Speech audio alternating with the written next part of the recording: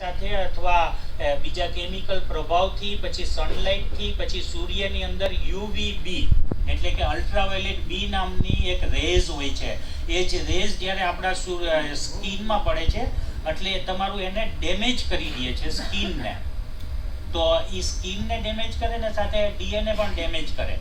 તો એ બહુ જ ઓછા પ્રમાણમાં થતું હોય, પરંતુ એક છે કે એનાથી એજનો પ્રભાવ તો પડતો જ હોય. તો આ જે છે ને એ સ્પેશિયલી શું કરે છે, જે પોલિફિનોલ એ આ બધા ચીજને રોકે છે, ફ્રી રેડિકલ્સને. અને બીજું પોલિફિનોલ જે છે એ ઇન્સ્યુલિન સેન્સિટિવિટીને પણ રોકે છે.